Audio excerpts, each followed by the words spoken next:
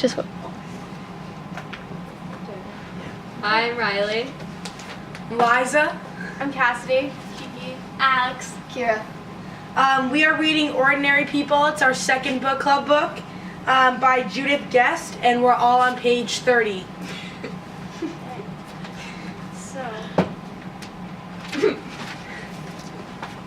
Well, so far in the book, we haven't really gotten into it yet, but we know that the main character, Conrad, he's a boy of Beth and Cal, and he has severe depression issues, and his parents are afraid to really do anything because they think it's going to make it worse, but they're trying to ignore it, and it's getting very complex with the family relationship.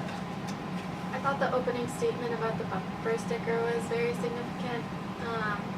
Thought about everyone has a purpose in life, but Conrad immediately told us that he doesn't have a purpose and that he's kind of struggling to find that. And I think we see that through his family relationship. Yeah, the opening quote was, "To have a reason to get up in the morning, it is necessary to possess a guiding principle," and that's what he doesn't have.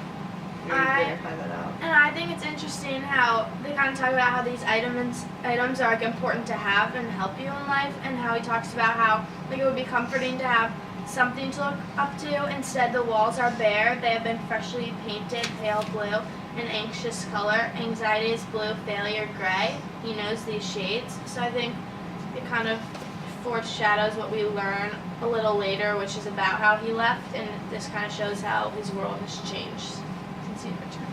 And I also think the more pressure that he puts on himself to find a guiding principle in life, the worse it is for him, because it kind of heightens the fact that he has nothing to live for. So he's trying so hard to find something, but I feel like that kind of puts him deeper into a situation. Yeah, I feel like he's trying to just conform to be normal and to the life that he used to live before this. We don't know yet what happened, but I feel like because he says he's just trying to find a reason to get up, and he's trying to. He goes throughout the book saying like, "Oh, you're supposed to do this, this, this," and I feel like he's just trying to be normal, but he can't like avoid the fact that something serious has happened to him. I don't even think that he's trying to be normal. I think that he's just trying to get by. Like he wants to get by unnoticed, it seems like. And like he wants to go back to his regular life so people will stop noticing him and people will stop treating him like a special case. He just wants like the attention off of him, and he wants to be like unhappy with himself. But I feel like he also wants attention on him too, because it says like on page 10, Conrad lost 25 pounds in a year. He's not eating, and he really wants to go noticed by his own mom when he tells her that he's like starting swimmer freestyle, and she's just like gay grade. I think that he wants to be loved, but he wants to go unnoticed for the depression issue.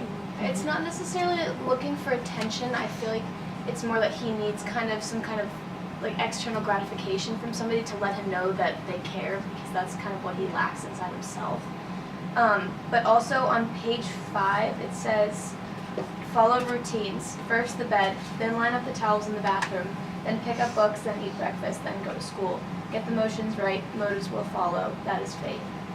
And pretty much I just took that as him going through these, everyday steps and thinking so hard about each one, just because there's really nothing behind them. Like he doesn't have anything to live for. No bumper sticker. I think that his dad wants to have a sense of normalcy more than he does, because in the book, the doctor told him on page 12, don't expect him to be the same person as before, but he keeps pressuring him and asking him like every 2 seconds, are you okay, like what's going on, and like call the doctor. And even the teacher, when he was in class, when she called on him, was like, I don't want you to push yourself, but I feel like he needs that sense of normalcy to get back into his routine and not feel so anxious. But I think the reason why his dad can't provide him with the sense of normalcy is because he really doesn't know how to be a proper father, because he never had one. Yeah. And so he doesn't understand kind of that genuine, like, fatherly love and kind of knowing like having instincts as to what to do in a certain situation, and in this situation, he's kind of going by what he thinks would be right, but isn't necessarily genuine or, you know, the proper thing to do.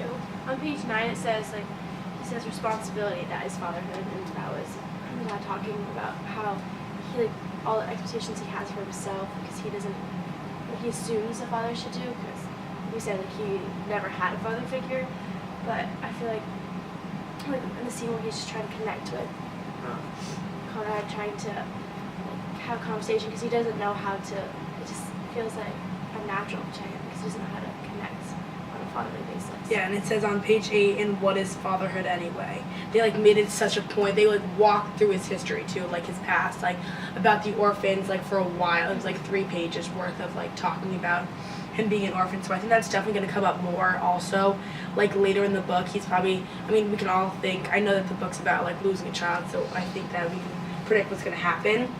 So I think that he's going to start blaming himself for not being a better father. Like I think we can make some good predictions about why they're making such a big deal about fatherhood. And I think also something interesting to look at is the format of the book. Like, I feel like in the first chapter it's from Conrad's perspective, and then the second is from the dad. But also, I'm sure maybe you guys have noticed that there are times in the text where they like are italics, and that's kind of like gives you like a snapshot into like their kind of brain and what they're thinking in that moment. Like on page 2, like immediately you see, sure, how bad, razor blade bad. So that's kind of crazy to think maybe Conrad would resort back to his actions, or the dad getting ready in the morning saying, thanks, appreciate all you've done so far, keep up the good work. So I feel like the author of this book is kind of taking like kind of personal choices to get her point across.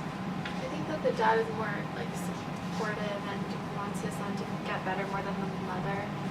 But at the same time, I think that the dad is very focused on his like rags to riches success story. Because on page 10 it said he was supporting his family, his boys in style, whatever they needed, whatever they wanted, they got. Which is Understand that part. Well, he says like boys, plural. So that's why I was thinking maybe they already lost someone. Is it talking about Cal and his family? I don't know. That's why I was confused. does he have siblings? No, there was 2 sons, and I think one of them died. Yeah, I think that's why he's going through the depression. Oh. That's what I was thinking. I think that's what triggered the depression, and I think like that's kind of That's what why this he's book is going. about. The author really doesn't come out and say anything. Yeah, It's I like know. super, Wasn't it's that- like a puzzle. Wasn't that in the summary though? I found, well, like I found it interesting about the mom how she said, how like he was afraid to have her drive him to school. It was kind of interesting that he kind of didn't want to like annoy her in a sense. Like if, I know like maybe he didn't want to make her late, but if that was my last resort, like I wouldn't like be afraid to ask my mom because I know she would do it for me.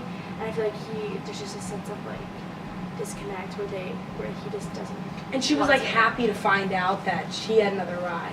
There's Yeah. like a weird Yeah. relationship between the mom and I Conrad. honestly like think like I could think of some moms in Fairfield County that are like this, that care more about themselves and like I don't know, it just like she cares so much about herself and like her trips to like Paris for Christmas and stuff like that.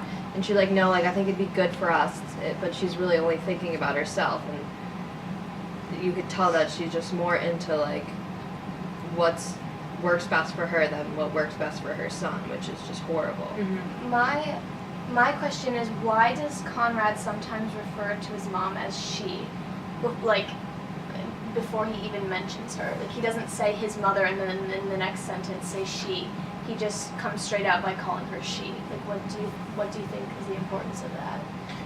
I mean, whatever happened in the past, if there's a son that was lost, obviously it triggered something in the mom. Like when you lose a child, obviously I'm not a mother, but when you lose a child, I'm guessing you lose a part of yourself. Like, and I'm guessing like the loving half of the mother was lost. So he's and he not just even- doesn't see her as a mom And she anymore. probably just like Yeah. doesn't earn the title as mother anymore. And like maybe he just felt almost a little rejected, and I feel like maybe we'll learn more about that. And I also feel like at the end of the day, even like when he said, he was like, I swam pretty well today, he wants me to stay later and work out, I might be starting in the 50, and she just says good, and the door closes behind her. And then the author describes this moment where he just shuts his door and he just trembles and completely cries. And I think, well, I don't think the mom caused all that. I think it was the overall, like, overwhelming day. I feel like the mom just had, like, that last kind of impact on him, which just really, like, hurt him. Yeah, I just think that during this time of where he was going through, that he needed his mom the most, and that's when she shut him out, and so that's like, he just feels that she's just not there for him, and keeps shutting him out. So it's like he's like crying for help from her, like saying, oh, I want like just some recognition that I did well in practice today, and he just doesn't even get it from his mom. Do you think that she's almost afraid to care too much because she feels like she isn't capable of doing that anymore? Like Liza said, when you lose a child, like a part of you is lost. Like she can't even label herself as a mother anymore, and he can't even label his mom as a mother anymore. Do you think that after losing her son, if like that's actually what happened, that she just feels like she can't even be a mother anymore? I think she's scared to get close to him because I assumed she was close to her. That's a great point. Yeah. But I mean, it's kind of like, yeah, like she could be scared, but it's kind of bad because he's at a point where he could commit suicide. So it's like you're gonna lose him if you don't. Yeah, try. This reminds me so much of in 13 Reasons Why when she was like going to connect with Clay but like pushes back and then she ends up committing suicide. It's like weird that we had no idea that this book was going to be about that, and we just read another book on suicide. Also, there's a quote on page 23 that says, he set his books down on his desk and stands looking out the window from his tower of safety. Idly, he opens the desk drawer, sifting through a pile of papers, old stuff, schedules, letters, scraps of notes, written